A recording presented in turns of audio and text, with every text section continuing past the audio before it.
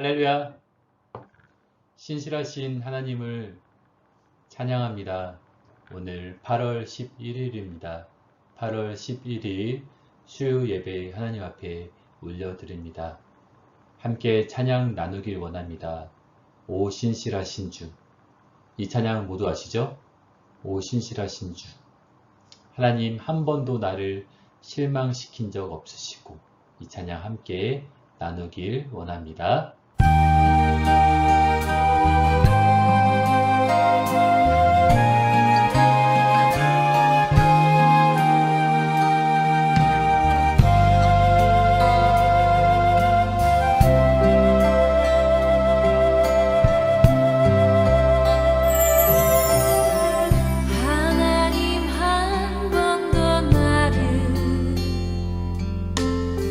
실망시킨 적 없으시고 언제나 공평과 은혜로 나를 지키셨네. 오 신실하신 주, 오 신실하신 주, 내 너를 떠나지도 않으리라. 내 너를 버리지도 않으리라. 약속하셨던 주님, 그 약속을 지키사 이후로도 영원토록 나를 지키시리라 확신하네.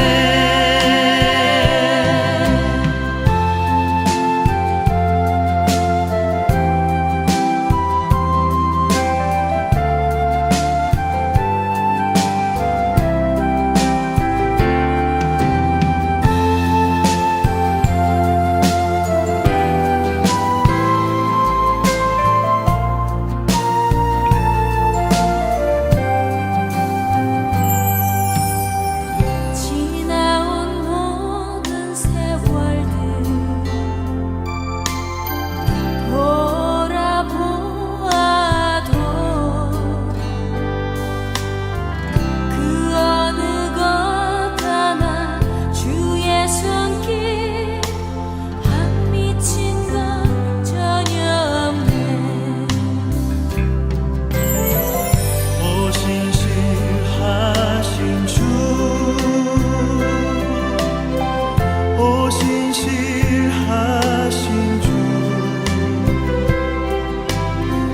내 너를 떠나지도 않으리라. 내 너를 버리지도 않으리라.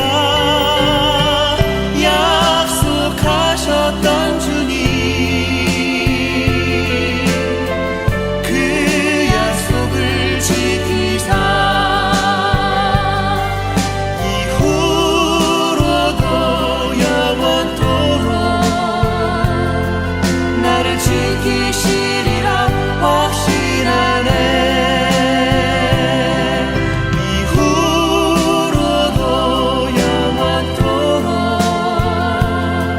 나를 지키시리라 확신하네.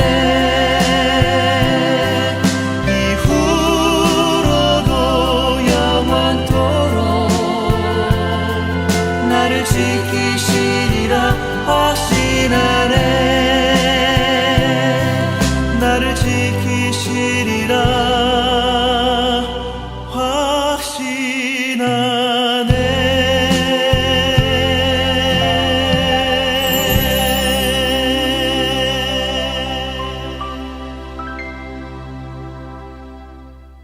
기도합니다. 오늘도 우리의 삶을 주관하시며 인도하시는 하나님을 신뢰합니다. 말씀으로 나아갑니다. 말씀을 핍니다. 말씀이 하나님 되게 하시고 그 말씀이 우리 삶의 이정표가 되길 원합니다. 말씀을 깨닫는 것으로 끝나는 것이 아니라 말씀을 실천하는 저희들 되게 도와주시옵소서. 예수님의 이름으로 기도드립니다. 아멘. 자, 오늘은 이제 신명기 1장부터 11장까지 함께 나가는 시간을 가져보려고 합니다. 모세는 신명기 서두에서 이스라엘이 광야에서 보낸 40년의 과거 역사를 회고합니다. 광야 40년 역사 속에서 가장 중요한 부분은 가데스 바네아에서 12정탐꾼 사건입니다.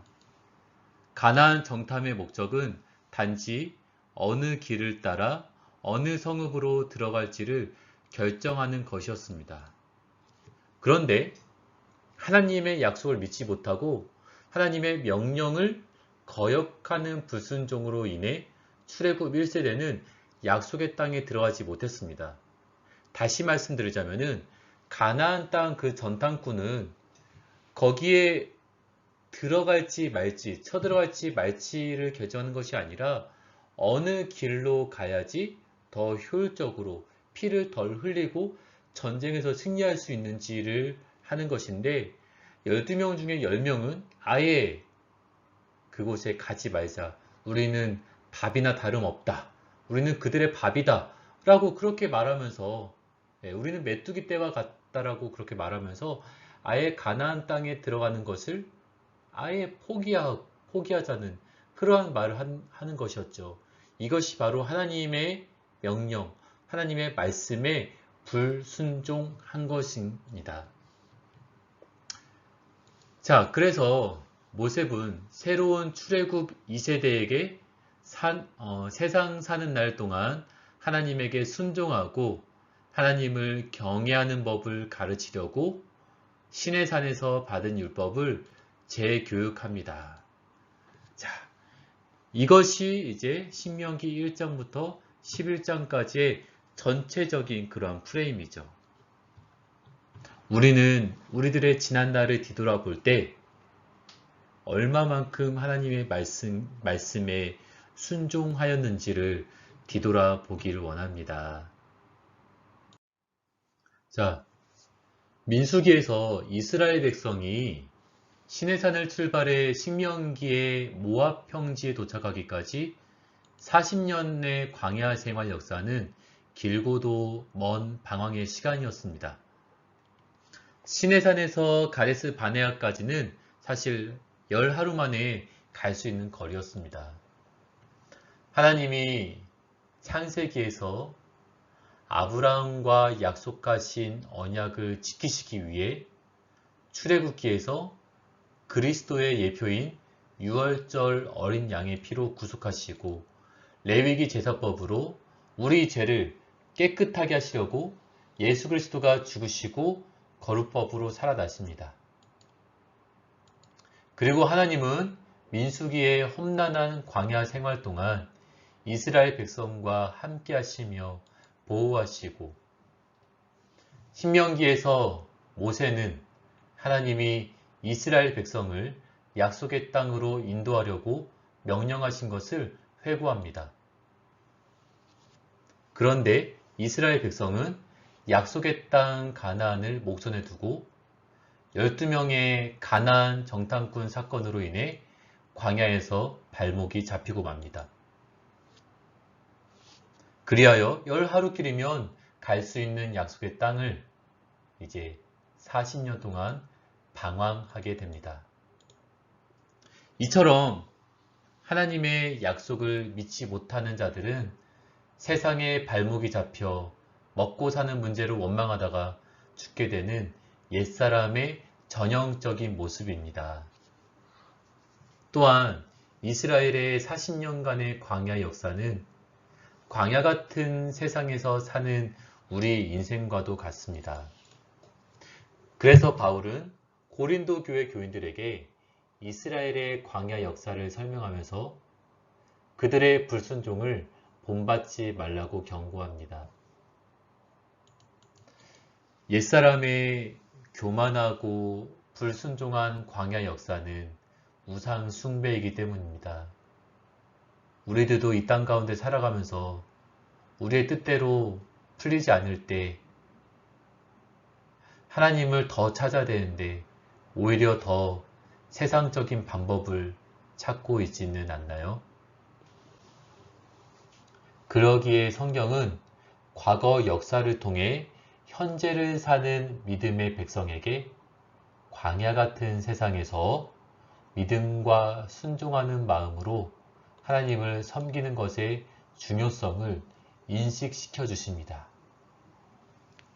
우리 부모 세대 자녀들에게 이런 말 많이 하지 않았었나요? 마음에도 없는 말이지만은 농담 반 진담 반으로 공부 안 하면 엄마처럼 돼. 공부 안 하면 아빠처럼 돼. 너 지금 열심히 하지 않으면은 나중에 다 틀렸어. 이렇게 말하는 이유가 무엇일까요? 그 시간, 그 세대를 거쳐왔기 때문이죠. 그래서 저렇게 하면은 아무것도 안 되는데 라는 그러한 마음으로 말하지 않습니까? 성경도 마찬가지입니다.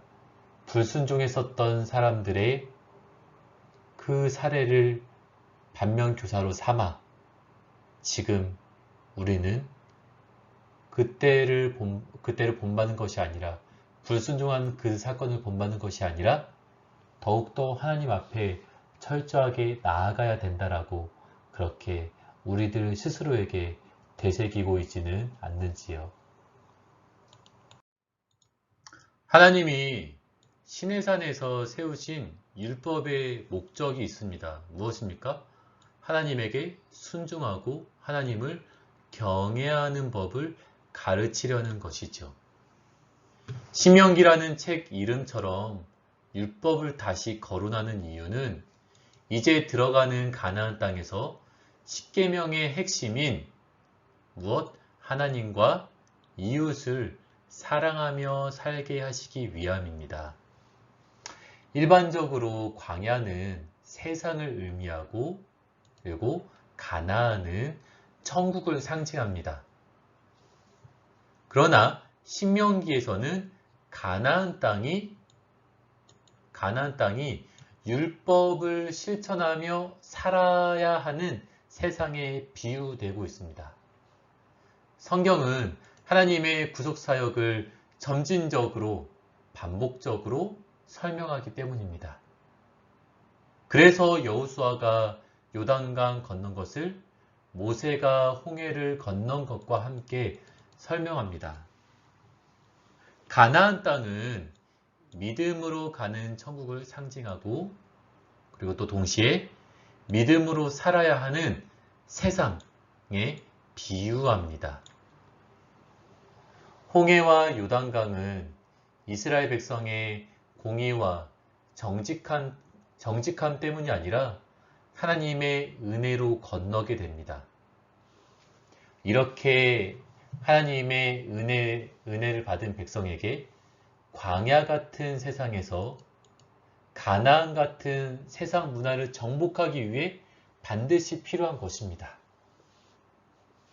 그런데 계명을 지킬 수 없는 사람들이 금송아지 우상을 만들면서 두 돌판이 깨집니다. 하나님은 새로 만드신 두 돌판에 계명을 다시 쓰시고 그 계명을 통해 하나님을 경외하는 진정한 목적은 사람의 행복이라고 설명하십니다.